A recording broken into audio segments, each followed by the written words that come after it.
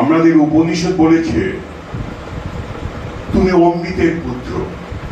আমরা যদি অমৃতের পুত্র হই তাহলে মৃত্যু, উপনিষদ বলছে এটা একটা রূপান্তর, একটা বিবর্তন। তাই ঠাকুর বললেন মরমা মেরমা পারত মৃত্যুকে অবলুপ্ত করো। আমরা ভাবি যখন একটা লোক, আমার মা আমার বাবা যখন এই পৃথিবী থেকে চলে যান তখন সব শেষ। ঠাকুর বললেন কে বললো, কে বললো যে তার সব শেষ? তার একটা জিনিস শেষ হয়, তার এই রক্ত মাংস সংকুল দেহটা। বাকি সব সে তার সঙ্গে নিয়ে চলে যায়। কি নিয়ে যায়? তার ডিজায়ার, তার যা চাহিদা ছিল, তার প্যাশন, তার কমপ্লেক্সেস, তার উইল, তার যা মনোবাসনা ছিল, সমস্ত সে সঙ্গে করে নিয়ে যায়। ছেড়ে যায় শুধু তার এই দেহটা। একবারে গৃহবধূ তার স্বামীর মরদেহ বাইরে রেখে খুব কান্নাকাটি করছিল। একজন সৌম্য সন্ন্যাসী এসে জিজ্ঞেস করলেন, মা তুমি কাঁদছো কেন? বলছে দেখছো না আমার স্বামী মারা গেছেন। বলে কোথায়? বলে ওই দেখো তুলসী তলায়। মাটাকে নিয়ে এই সন্ন্যাসী এসে কাপড়টা তুলে বলছেন, তোমার বাবা যে পুরুষটার সঙ্গে তোমার বিয়ে দিয়েছিলেন, এই পুরুষটা তো এইটা? বলছে হ্যাঁ।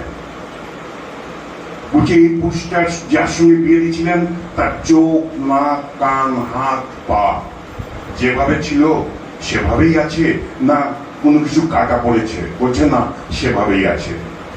বলে যে মানুষটার সঙ্গে তোমার বাবা বিয়ে দিয়েছিলেন, যে দেহটার সঙ্গে তোমার বাবা তোমাকে বিয়ে দিয়েছিলেন, তাহলে তুমি এই দেহটা তো অক্ষত আছে, তাহলে তুমি কাঁদছো কেন?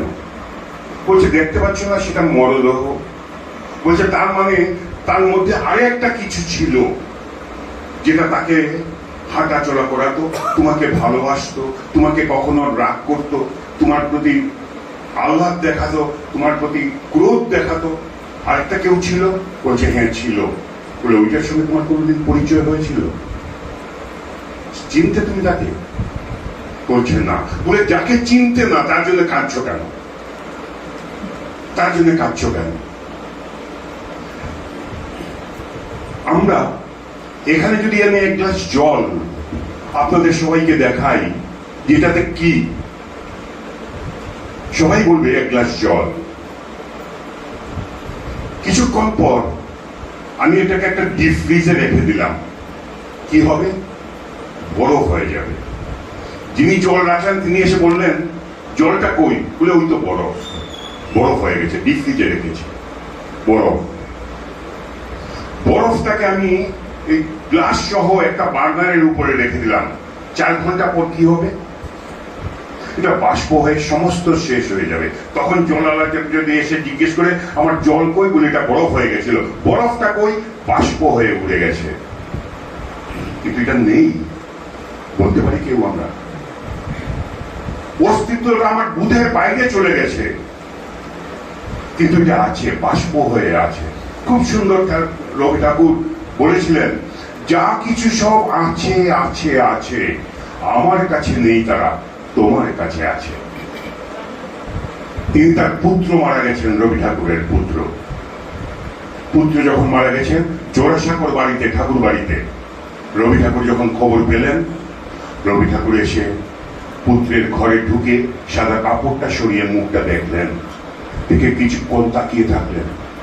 তাকিয়ে সেই ঘরেরই একটা আরাম কেদারার মধ্যে বসে তিনি কবিতা লিখছেন, আছে দুঃখ আছে মৃত্যু। খুব ভালো একটা রবি ঠাকুরের কবিতা লিখছেন। ঠিক তখনই একজন লোক এসে বলছে, আপনি এখানে বসে কবিতা লিখছেন? আপনি কবিতা লিখছেন? আপনি এখানে বসে কবিতা লিখছেন? রবি ঠাকুর তাকালেন, তাকে বলছেন কি করব, কি করব? আপনার এই মাত্র একটা জ্যান্ত পুত্র বিয়োগ হলো, আর আপনি বলছেন কি করব? হ্যাঁ আমার পুত্র বিয়োগ হয়েছে, আমি কি করব? আমি তো বিয়োগ জানি না। রবি ঠাকুর বলছেন আমি তো বিয়োগ জানি না, আমি কি করব? বলছেন তাই বলে আপনি কবিতা লিখবেন? আপনি কবি বলে? রবি ঠাকুর সেই আরাম কেদারার থেকে উঠে দাঁড়ালেন। কথাটা শুনবেন, দেখবেন ঘটনাটা তাই। রবি ঠাকুর উঠে দাঁড়ালেন, ভদ্রলোককে বলছেন, এই যে আপনি আমার সঙ্গে কথা কইছেন, আপনি তো অনন্ত সময় আমার সঙ্গে থাকবেন না। আপনি কথা শেষ করে যখন এই ঘর থেকে চলে যাবেন, তখন যদি কেউ এসে আমাকে জিজ্ঞেস করে আপনি এতক্ষণ যার সঙ্গে কথা বলছিলেন তিনি এখন কোথায়, আমি কি বলবো? হ্যাঁ, যিনি আমার সঙ্গে কথা বলছিলেন তিনি এখন আমার কাছে নেই, আছেন ওই ঘর কিংবা ওই ঘরে। আমার পুত্র মারা গেছে, কিন্তু ব্রহ্মাণ্ডের বাইরে তো চলে যায়নি। প্রভুর আমার ঘর থেকে নিয়ে নিছেন, কিন্তু আছে তারই অন্য কোনো ঘরে। তাই ঠাকুর বললেন, আমরা শোক করতে জানি না, শোক শয়তানের উপাদেয় খাদ্য। ঠাকুর বলে, আমার কষ্ট হয়, কথাটা বুঝবেন, কষ্ট হয়। আমার মা যখন মারা গেছিলেন, মার কথা মনে হলে আমার খুব কষ্ট হতো। ঠাকুরকে তখন প্রশ্ন করা হলো, ঠাকুর আপনি তো তাহলে শোক করছেন, আমাদেরকে বলছেন আমি সুখ করবো না। ঠাকুর বলেন, কষ্ট শব্দের অর্থটা দেখ তো কি হয়। দেখা গেল কষ্ট মানে কর্ষণ করা, চাষ করা। মানে মায়ের কথা আমি বলি, মায়ের স্মৃতি চারণ করি। আজকে যে আমরা এখানটায় এসেছি, আমরা শোক সভা করতে আসিনি, আমরা স্মৃতি চারণ, স্মৃতি মনন, স্মৃতি তর্পণ করতে এসেছি নাগদার। ঠাকুরও তাই বললেন যে আমরা এই যে কষ্ট মানে কর্ষণ করা। আমি মার সম্বন্ধে মার কথাগুলোকে চিন্তন করি, মা কি করলে সেদিন আনন্দ পেত, আমি সেই কর্মগুলো এখনো করার চেষ্টা করি। আমাদের যে সৎসঙ্গের সেক্রেটারি কার্তিক সরকারদার এক দাদা মারা গেছিলেন। কার্তিক সরকারদার বড় ভাই, সবচেয়ে বড় দাদা মারা গেছেন। কার্তিকদার বড় দাদা ঠাকুরকে একটা চিঠি লিখলেন যে, ঠাকুর আমার পিতৃসম দাদা মারা গেছেন, আমি যেদিকে তাকাই সেদিকেই আমি আমার দাদার স্পর্শ অনুভব করি, যেদিকে তাকাই সেদিকেই আমি আমার দাদার স্মৃতি দেখতে পাই। আমার আর বেঁচে থাকতে ইচ্ছা